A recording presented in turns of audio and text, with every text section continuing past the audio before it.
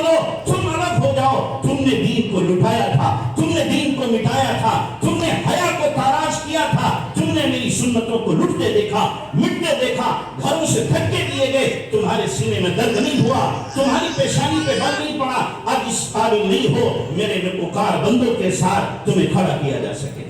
پھر کیا حشر ہوگا, پھر کیا انجام ہوگا, کس قدر رسوائی ہوگی, کتنی ذلت ہوگی. تو اس لیے میری ماؤں بہنوں, بیدار ہو جاؤ, ہوشیار ہو جاؤ, اور اپنے آپ کو بنانے کی اور اپنے آپ کو اس کفر کے دلدل میں دھسنے سے بچانے کی کوشش کرو. کہیں کفر میں ہم دھس نہ جائیں, برباد نہ ہو جائیں.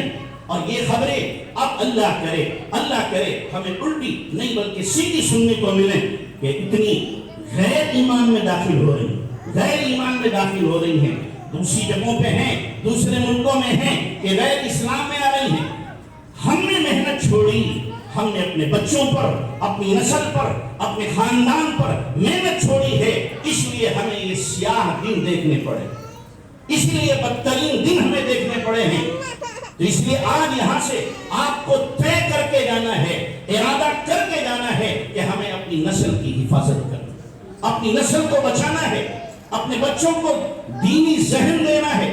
چھوٹا سا بچہ ہمارا ہو لیکن ایمان کے اعتبار سے پختہ اور مضبوط ہونا چاہیے. ہم ایسی ان کی تربیت کریں. عام طور سے ہماری مائیں بہنیں کہتی ہیں ابھی بچہ ہے, سدھر جائے گا. یاد رکھیں, بچے کی تربیت صرف 7 سال تک, 7 سال سے اوپر ہو گیا اب اس کی تربیت آدھی ختم ہو گئی. اور جب وہ 14 سال کا ہو گیا تربیت کی حدود سے نکل گیا, اب تربیت نہیں ہو سکتی, اب تربیت نہیں. بالغ ہونے کے بعد بچہ یا بچی یا تو آپ کا دوست ہے بہت قریبی یا دشمن ہے. بالغ ہونے کے بعد پہلے آپ نے اس کی تربیت کر لی تو پھر وہ آپ کا مشیر بھی بنے گا, ہمدرد بھی بنے گا, محب بھی بنے گا, اور آپ کے لیے خیر خواہی کے جذبات اس کے دل کے اندر ہوں گے. اور اگر اس کی تربیت دینی نہیں ہوئی تو بچی ہو یا بچہ اب وہ آپ کے دشمن بنے گے, آپ کی ہر رائے کو کاٹیں گے اور یہی کہیں گے بڑھیا بڈھے کی سمجھ میں نہیں آتا, پرانے زمانے کے لوگ ہیں, ان کی وہی سوچ ہے, وہی فکر ہے, زمانہ کتنا ترقی کر گیا, کتنا آگے بڑھ گیا, یہ وہی سوچ رہی ہے. اب تو انجوائے کا زمانہ ہے, موج مستی کا زمانہ ہے, اور اب تو فری ماحول ہے. اس فری ماحول میں سانس لینا چاہیے, یہ گھٹن والے ماحول میں ہم سے نہیں جیا جاتا. تو اس لیے 14 سال سے پہلے تربیت کر لو, ان کو سمجھا لو اور ان کا دینی ذہن بنا لو. جتنے بھی بزرگ آپ کو ملیں گے پوری تاریخ اسلام میں جتنے بزرگ ملیں گے یقینی طور پر بچپن سے ان کی تربیت ہوئی ہے, یا تو ماں نے کی یا بہن نے کی یا بیٹی نے کی یا بہن نے کی یا اسی طریقے سے دادی نے کی یا کسی اور بڑی خاتون نے کی. ان کی تربیت یوں تربیت ان کی ہوئی ہے.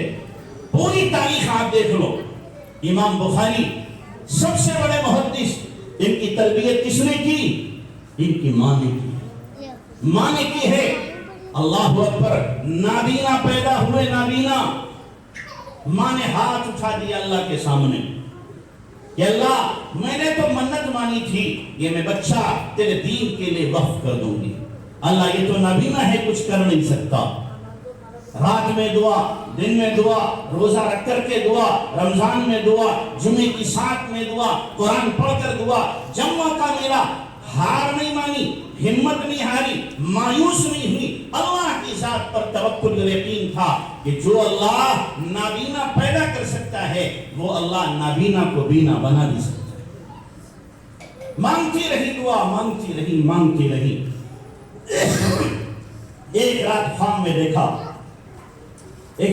میں دیکھا غالباً اللہ کے نبی صلی اللہ علیہ وسلم آئے اور آپ نے پوچھا کیا ہو گیا, تو اتنا روتی کیوں ہے؟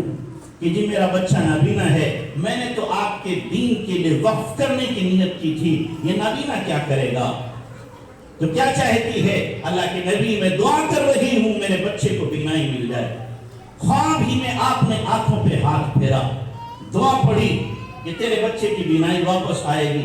بچہ جب صبح اٹھا، محمد بن اسماعیل نام ہے امام بخاری رحمۃ اللہ علیہ کا، صبح اٹھا، ماں نے پوچھا بیٹا محمد، کہ جی اماں.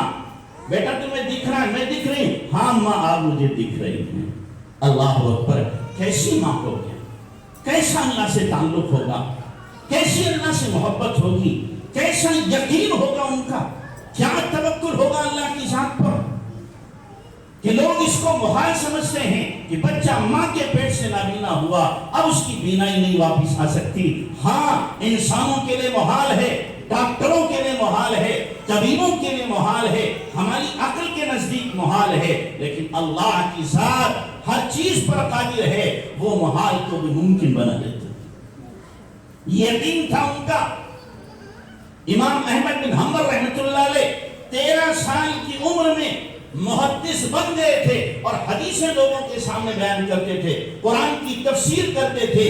باپ نہیں تھا، ماں نے تربیت کی تھی، ماں نے تربیت کی تھی. ماں نے یہ ہیرا تراشا تھا، ماں نے یہ ہیرا تراشا تھا، ماں نے نکھارا تھا، ماں نے بنایا تھا. پھر ماں کی کیا قدر تھی ان کی نگاہ میں، کیا قدر تھی. رات کو جب آتے حدیث بیان کر کے، ماں اگر سوتی ہوتی تھی تو ماں کے تلووں سے کپڑا ہٹاتے، ماں کے تلووں کو چومتے اور چاٹتے. اماں کہتے بیٹا تو حافظ ہے، تو قرآن کا حافظ، حدیث کا حافظ، یہ کیا کرتا ہے، میرے تلووں کو تم چومتا اور چاٹتا ہے. فرماتے اماں آپ کے تلووں کو نہیں، میں اپنی جنت کو چوم رہا ہوں، میں اپنی جنت کو چوم رہا ہوں. یہ تربیت دی تھی ماں نے، یہ سبق دیا تھا ماں نے. اللہ ہمیں ایسی مائیں دے دے، اللہ ہمیں ایسی مائیں دے دے. اب ختم ہو گئی ایسی مائیں، نہیں مل رہی ایسی مائیں جو اپنے بچوں کی یوں تربیت کرتی ہوں، یوں اللہ کا تعلق دیتی ہوں، یوں اللہ کی محبت ان کے دلوں میں بٹھاتی ہوں. اب جب ایسی مائیں نہیں تو ایسی بیٹیاں کہاں سے پیدا ہوں، ایسی بیٹیاں کہاں سے پیدا ہو. جب امام بخاری کی ماں تھی تو بخاری پیدا ہوئے، امام احمد بن حنبل کی ماں تھی، نیک تھی تو امام احمد بن حنبل پیدا ہوئے. اور اسی طریقے سے عبداللہ ابن مبارک کی ماں نیک تھی تو عبداللہ بن مبارک پیدا ہوئے تھے. شیخ عبد القادر جیلانی کی ماں نیک تھی تو شیخ عبد القادر جیلانی پیدا ہوئے تھے. نظام الدین اولیاء کی ماں اللہ کی ولیہ تھی، نظام الدین اولیاء پیدا ہوئے تھے. خواجہ بختیار کاکی کی ماں نیک تھی، اللہ سے مانگا تھا انہوں نے تو پھر خواجہ بختیار کاکی رحمت اللہ علیہ پیدا ہوئے تھے. یہ تعلق تھا. آج جب ماں نیک نہیں ہے، راتوں کو رونے والی نہیں، مجھے معاف کرنا، راتوں کو تھرکنے والی مائیں، اب قرآن پڑھنے والی نہیں، گانا گانے والی مائیں، اب پردہ کرنے والی نہیں، بے حیائی کے ساتھ، پھٹائی کے ساتھ بازاروں کی زینت بننے والی مائیں، نمازوں کو چھوڑنے والی مائیں، تو کیسے ان کی بیٹیاں اللہ کی ولیہ بن سکتی ہیں، کیسے ان کے بچے خدا کے فرما بردار بن سکتے ہیں. کہ میری ماں خدا کے واسطے اپنی نسل کو تباہ ہونے سے بچاؤ، برباد ہونے سے بچاؤ. یہ نسل یہ مت سمجھنا کہ ہم نے تو ان کو کھلا دیا، پلا دیا، بڑا کر دیا، جوان کر دیا، میرا کام ختم. نہیں، آپ کی ذمہ داری اس سے آگے کی بھی ہے، اس سے آگے کی بھی آپ کی ذمہ داری ہے. جس طریقے سے آپ بچے کی جسمانی صحت کی فکر کرتی ہو، بخار آئے، بیماری آئے، ڈاکٹر کے پاس بھاگ کر کے جاتی ہو، لباس نہ ہو اچھے سے اچھا اسے لباس پہناتی ہو کہ میرے بچے کو گرمی سردی نہ لگ جائے، اچھی سے اچھی خوراک آپ اسے کھلاتی ہو، جس طریقے سے اس کی یہ فکر ہے، اس کی یہ بھی فکر کرو روحانی اعتبار سے کہیں بیمار نہ ہو جائے، کہیں اس کے ایمان کو گھن نہ لگ جائے. اس کی یہ بھی فکر ہو کہیں اس کی حیا کی جو چادر ہے، حیا کا لباس ہے، یہ حیا کا لباس اس سے اتر نہ جائے، کہیں اس کی آنکھوں میں سے حیا کا پانی مر نہ جائے. جس طریقے سے آپ اس کو مادی خوراک دیتی ہو، کھانے پینے کی اچھی غذائیں دیتی ہو، ارے اس کو روحانی غذا تو دو، قرآن کی تلاوت تو دو، ذکر کی حلاوت تو دو، اللہ کی محبت تو دو، نبی کا عشق دو، یہ بھی تو اس کی غذا ہے. اس غذا کی فکر کون کرے گا، اس غذا کی طرف کون ان کو لے کر کے آئے گا. تو میری ماں بہنوں، میری ماں بہنوں، اپنی نسل کی خاص طور سے فکر کرنے کی ضرورت ہے، فکر کرنے کی ضرورت ہے۔ حضرت نظام الدین اولیاء رحمۃ اللہ علیہ ایک مرتبہ ماں کے پاس پہنچے اور کہا ماں میں نے چاند دیکھا ہے۔ ماں نے کہا بیٹا آئندہ چاند دیکھے گا پر ماں کو نہ دیکھے گا۔ لپٹ گئے، اماں ابا تو ہے نہیں، آپ کہاں جاؤ گی، آپ کہاں جاؤ گی چھوڑ کر کے؟ کہا بیٹا تہجد کے وقت میں آنا۔ کسی دن تہجد کے وقت میں پہنچے، وہ ماں تہجد گزار تھی، دعا کر رہی تھی۔ پہنچے نظام الدین اولیاء، ہاتھ پکڑا نظام الدین اولیاء کا، آسمان کی طرف کیا اور کہا اللہ میں نے یہ امانت تیرے حوالے کی، یہ امانت تیرے حوالے کی، اور پیچھے کو گرنے انتقال ہو گیا۔ ایسی مائیں تھیں، ایسی مائیں تھیں۔ اللہ ہمیں ایسی مائیں دے دے، اللہ کے تعلق والی، اپنے تعلق والی، اپنی ذات سے محبت کرنے والی ایسی مائیں دے دے تو ہمارا بیڑا پار ہو جائے گا۔ پھر نظام الدین اولیاء ہی پیدا ہوں گے، پھر شاہ ولی اللہ ہی پیدا ہوں گے، پھر مجدد الفسانی ہی پیدا ہوں گے، پھر بختیار کاکی ہی پیدا ہوں گے، پھر مولانا قاسم نانوتوی جیسے ہی پیدا ہوں گے۔ اگر مائیں نیک ہو جائیں گی تو اس لیے میری ماں خدا کے لیے جاگو، بیدار ہو، ہوشیار ہو، غفلت کی چادر کو اتار کے پھینکو، حیا کی چادر پہن لو، تقوی کا لباس پہن لو، ایمان سے اپنے آپ کو لبریز کر لو، اللہ کی محبت سے اپنے دل کو سجا لو، ساری محبتیں نکال کر اللہ رسول کی محبت اس دل میں بٹھا لو، انشاءاللہ بیڑا پار ہو جائے گا۔ تو آج یہاں سے طے کر کے آپ کو جانا ہے کہ ہمیں زندگی بدلنا ہے، اپنے گھر کا ماحول بدلنا ہے، اپنے گھر کا نقشہ بدلنا ہے، دین دارانہ اپنے بچوں کی ذہنیت بنانا ہے۔ عام طور سے ہوتا کیا ہے، بچہ جب چھوٹا سا ہوتا ہے ماں سمجھتی ہے معصوم ہے، یہ کچھ سمجھتا نہیں، حالانکہ وہ سب کچھ سمجھتا ہے، بولتا نہیں ہے لیکن آنکھوں سے سب کچھ اپنے دماغ میں ریکارڈ کر رہا ہے، سارا سین محفوظ ہو رہا ہے اس کے دماغ میں، سارا سین محفوظ ہو رہا ہے۔ اب ماں کی ضرورت ہے اور ماں پر ذمہ داری عائد ہوتی ہے کہ ماں اس وقت اپنے بچے کی تربیت کرے۔ جب ماں اس کو سلا رہی ہے تو اس وقت نبی کی تمام سنتیں سنا دے اور دعائیں اس کو سکھا دے۔ ہماری بچی ہے، دو ہمارے چھوٹے بیٹے ہیں، روزانہ سونے سے پہلے کہتے ہیں ابھی اسٹوری سناؤ۔ اب وہ کسی نبی کی اسٹوری لے کر چلتی سناتی ہے، اللہ کے نبی کی سیرت یا اسی طریقے سے اللہ والے کی ایک اسٹوری، کیا اسٹوری سننے سے پہلے انہیں ایک اسٹوری سننا ہے۔ بچوں کو اسٹوری سننے کا شوق ہوتا ہے، اب ان کو اسٹوری سناؤ، ابوبکر کی، حضرت عمر کی، حضرت علی کی، عثمان غنی کی، امام بخاری کی، امام ترمذی کی، امام احمد بن حنبل کی، شاہ عبد القادر جیلانی رحمۃ اللہ علیہ کی، شاہ ولی اللہ کی، مجدد الفسانی کی، بختیار کاکی کی، نظام الدین اولیاء کی، ان کی اسٹوری سناؤ ان کو، ان کے ذہن بنیں گے، ان کے دل کے اندر جذبہ پیدا ہوگا۔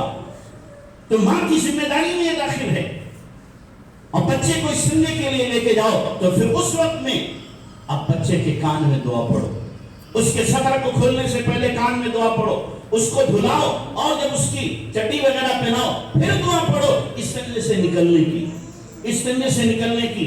دودھ اسے پلانا ہے، بسم اللہ سے شروعات کرو، دودھ سے فارغ ہو گیا، اللہم بارک لنا فی وزدنا منہ، اس کے کان میں پڑھو۔ بازار لے کے جاؤ، گھر سے نکلنے کی دعا پڑھو، بازار میں جاؤ، ضرورت کی وجہ سے جانا پڑا، اب اس کے کان میں چوتھا کلمہ پڑھ کے کہو بیٹا مسلمان جب آتا ہے تو بازار میں چوتھا کلمہ پڑھتا ہے، اس پر 10 لاکھ نیکیاں ملتی۔ یہ ذہن بنے، بچپن سے جب یہ ذہن بنے گا تو انشاءاللہ ہمارے بچے اور بچیاں آوارہ نہیں ہوں گے، برباد نہیں ہوں گے، انشاءاللہ یہ اللہ کے دوست بنیں گے اور دین کے سچے خادم بنیں گے۔ اللہ ہم سب کو عمل کی توفیق عطا فرمائے۔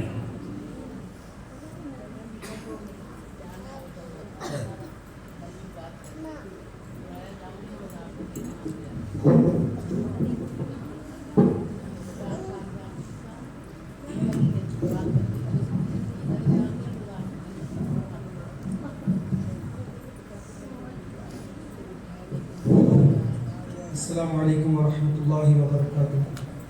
ماشاءاللہ سبھی نے، جو مرد یہاں پر بیٹھے ہوئے ہیں انہوں نے بھی، اور جو ہمارے پردے میں بیٹھی ہوئی ماں اور بہنیں ہیں، بہت ہی سکون کے ساتھ دین کی باتیں سن رہی تھی اور ہمارے حضرت نصیحت فرما رہے تھے. اللہ تعالیٰ ہم سب کو عمل کی توفیق عطا فرمائیں. دو باتیں ہیں بس اپنی بات عرض کرنی ہے. ایک حضرت مولانا شاہ ابراہیم صاحب رحمۃ اللہ علیہ کی ہے. حضرت مولانا شاہ ابراہیم صاحب رحمۃ اللہ علیہ جب بھی مستورات جمع ہوتی یا کہیں کی نکاح کا موقع ہوتا تو ایک واقعہ بار بار فرمایا کرتے تھے. وہ واقعہ یہ تھا کہ ایک حیدرآباد کی بچی تھی, درمیانی گھر کی, اور پڑھی لکھی بچی تھی اور نمازی بھی تھی. درمیانی گھر کی تھی تو اس گھر میں یہ ہوا کہ رشتہ آتا اور چلا جاتا. جب کوئی بھی رشتہ آتا ہے تو لڑکی کے جو بھائی ہوتے ہیں یا والد ہوتے ہیں وہ اپنی پوری طاقت لگا دیتے ہیں. انہیں اچھے سے اچھا کھانا کھلائیں, اچھے سے اچھے ان کا ناشتہ کرائیں, ان کی عزت کریں, اکرام کریں. بہرحال مختصر یہ ہے کہ جو بھی رشتہ آتا وہ واپس چلا جاتا, اور ہر رشتے میں لڑکے والے مانگ رکھتے کہ ہم 50,000 روپے نقد لیں گے, ہم 70,000 روپے نقد لیں گے. آخر میں نوا جو رشتہ آیا انہوں نے کہا کہ ہم نے اپنے بچی کی پڑھائی باہر سے کرائی ہے اور یہ انجینئر ہے یا فلاں ہے, ہم 1,10,000 روپے نقد لیں گے اور باقی بات بعد میں ہوگی, بات پکی کرنے سے پہلے. بہرحال لڑکی کا بھائی وغیرہ سب لوگ جب مہمان رخصت ہو گئے اپنے معمول کے مطابق کھانا کھائے, سو گئے. صبح جس وقت میں بچی اپنے چھوٹے بہن بھائیوں کو تیار کرتی تھی اسکول جانے کے لیے اور اپنے بھائی کے لیے, اپنے والد کے لیے ناشتہ تیار کرتی تھی, اس وقت وہ نہیں اٹھی, دروازہ نہیں کھلا.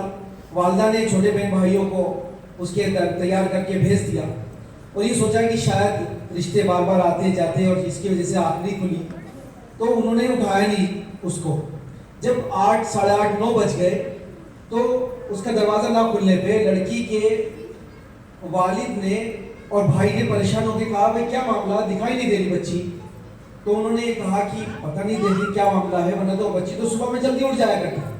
دروازہ کھٹکھٹایا, کوئی جواب نہیں آیا.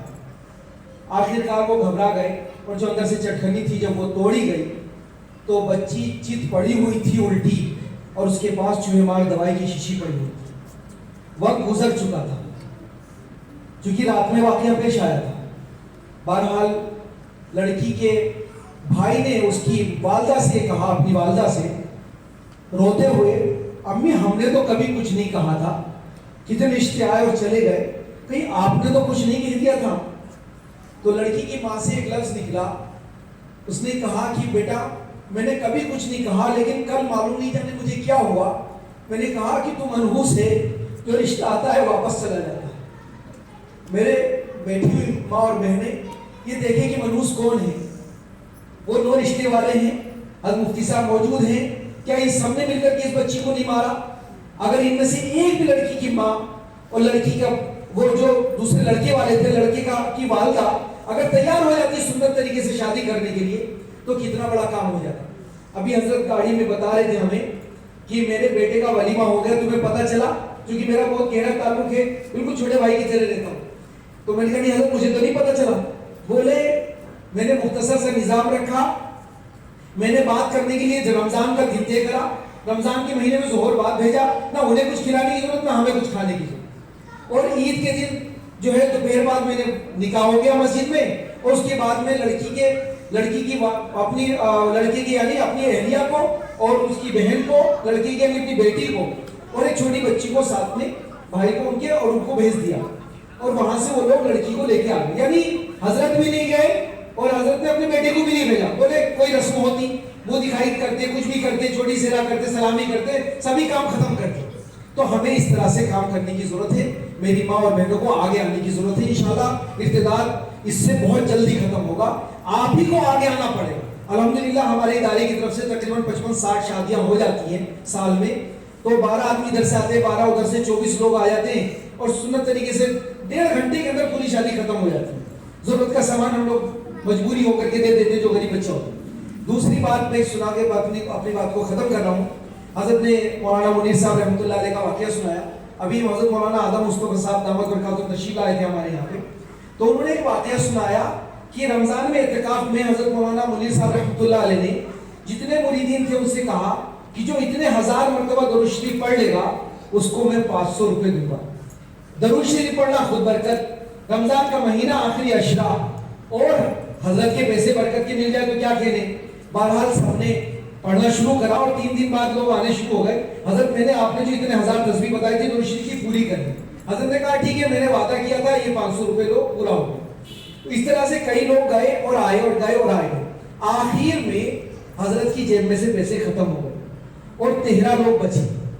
जब वो 13 लोग आए, 8वां 9वां दिन था, और कहने लगे हजरत हमने भी पूरा कर लिया, अब तो हमें भी दे दीजिए बरकतन। तो हजरत ने कहा भाई इस वक्त तो मेरे पास नहीं है, मैं इंशाल्लाह तुम्हारे पैसे जल्दी अदा कर दूंगा। रात हुई, हजरत को अल्लाह के रसूल सल्लल्लाहु अलैहि वसल्लम की ज़ियारत हुई और कहा ए मुनीर, तुमने दरूद शरीफ मेरी वजह से पढ़वाया था, तो ये कर्जा तो मेरे जिम्मे है, इसलिए मैं ही अदा करूंगा।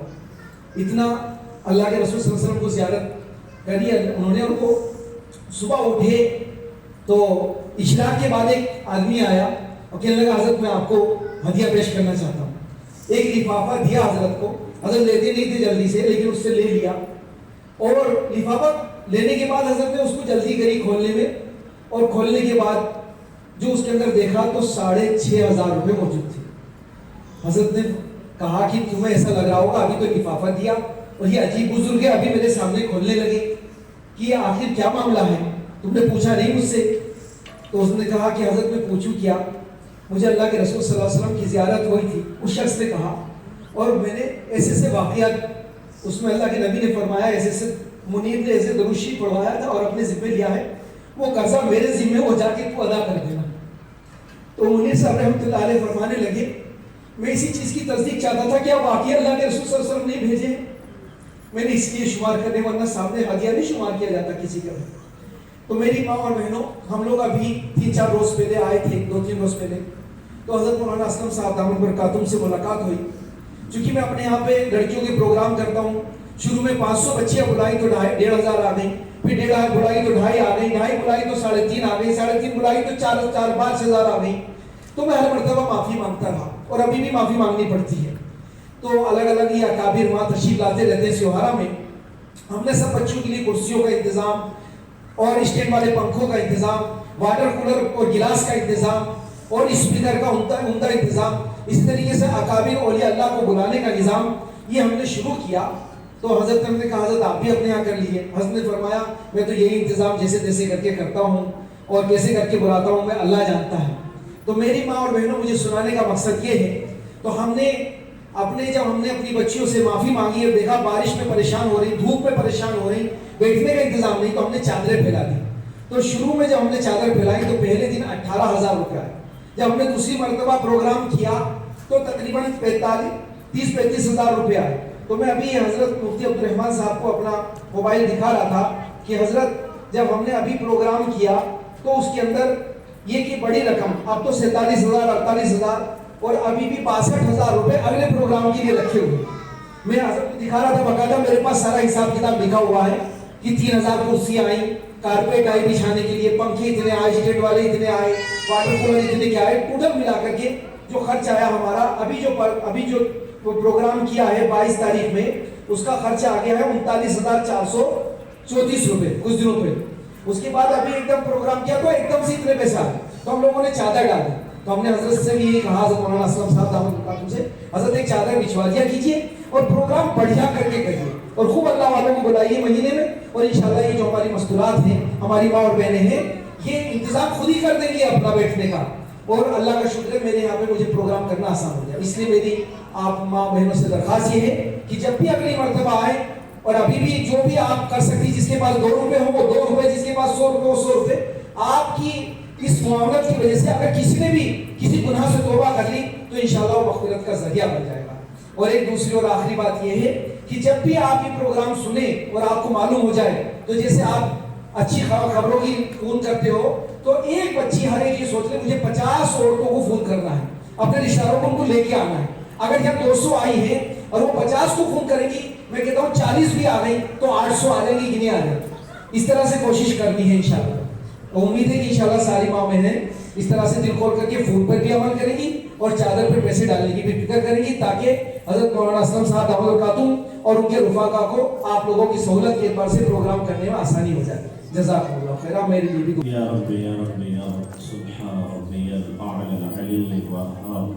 اللهم صل على سيدنا محمد وعلى آل سيدنا محمد وبارك وسلم. ربنا ظلمنا أنفسنا وإن لم تغفر لنا وترحمنا لنكونن من الخاسرين. ربنا لا تزغ قلوبنا بعد إذ هديتنا وهب لنا من لدنك رحمة إنك أنت الوهاب.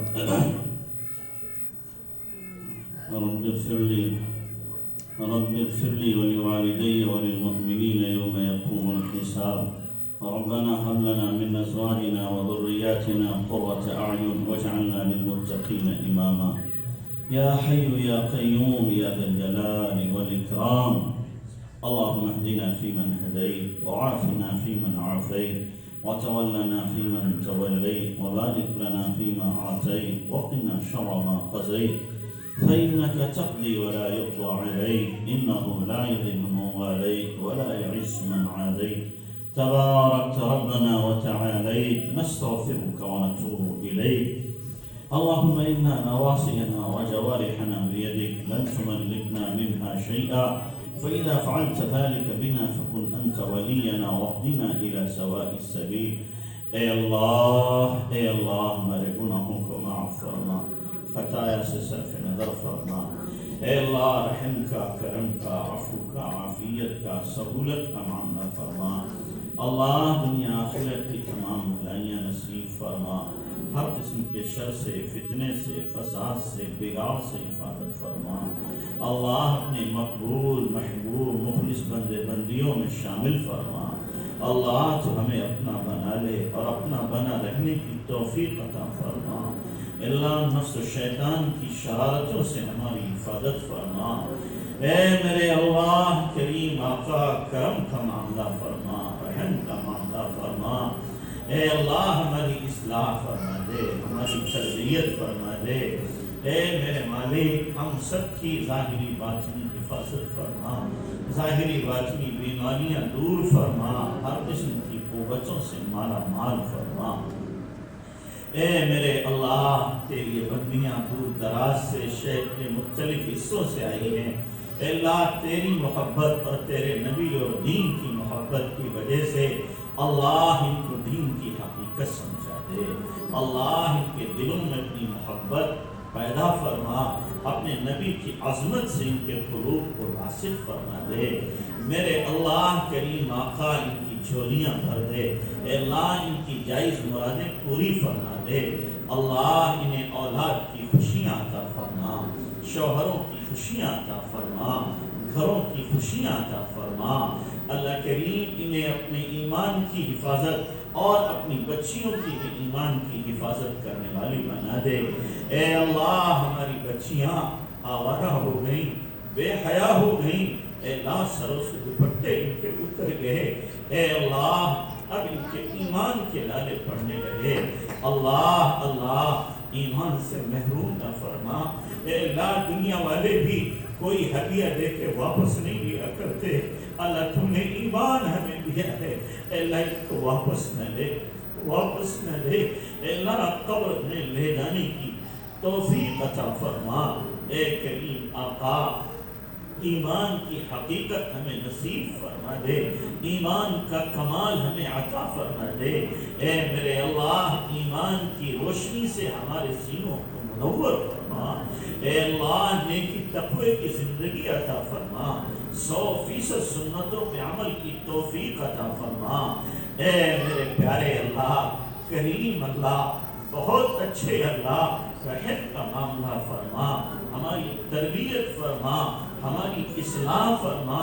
اے اللہ گناہوں کی نفرت دے دے. اے اللہ طاعت کا ذوق دے دے. اے اللہ ہمارے گھروں کو مسجد مدرسہ خانقاہ کا نمونہ بنا دے. اے اللہ ہمارے گھروں کو قرآنی نغموں سے مزین فرما. شیطانی نفسانی شہوانی ہر قسم کے فکروں سے حفاظت فرما. اے میرے اللہ ہماری نسلوں کے ایمان کی حفاظت فرما. اے اللہ دشمن نے بہت جال بچھا رکھے ہیں. اے اللہ بہت ہتھ کنڈے دشمن کھیل رہا ہے. اے اللہ تو محافظ حقیقی ہے. اے اللہ ہمارے جان مال ایمان کی عزت و آبرو کی حفاظت فرما. حفاظت فرما. اے اللہ انہوں نے چال چلی ہے مولا تیری شان ہے. وَمَكَرُوا مَكْرًا وَمَكَرْنَا مَكْرًا وَهُمْ لَا يَشْعُرُونَ. اے اللہ تو اپنی تدبیر دکھا دے, تو بھی اپنی چال دکھا دے. اے اللہ جو کفر کی آندھی چل رہی ہے, اے اللہ اس کو اسلام اور ایمان کے جھکڑ میں تبدیل فرما دے. اے اللہ ایمانی آندھیاں چلا دے. اے اللہ اسلام کا بول بالا فرما دے. اے میرے اللہ جو اہل ایمان کے ایمان پر شب مارنا چاہتے ہیں, اے اللہ انہیں ایمان کا علم بردار بنا دے. اے اللہ ان کو بھی ایمان دے دے اور وہ بھی ایمان کی محنت کرنے والے بن جائیں. میرے اللہ تیرے لیے کوئی مشکل نہیں. مولا جب تو خالد بن ولید کو ایمان دے سکتا ہے, وحشی کو ایمان دے سکتا ہے, ہندا کو ایمان دے سکتا ہے, اے میرے اللہ ابو سفیان کو ایمان دے سکتا ہے. اے اللہ آج کے بھی ان کٹروں کو بھی ایمان عطا فرما دے. اور اللہ جیسے کفر میں سخت ہیں, ایمان میں بھی ان کو ایسی صلابت دے دے. میرے اللہ ہماری حفاظت فرما. اللہ حفاظت فرما. کریم آقا ہمارا یہ مل بیٹھنا کہنا سننا اپنی بارگاہ میں قبول فرما لے. جتنے لوگ ہیں, جتنی مائیں بہنیں ہیں, ان کے دلوں میں جو جائز مرادیں تمنائیں ہیں, اے اللہ پوری فرما. اے اللہ جو بھی بیمار ہیں ان کو شفائے کلی عطا فرما.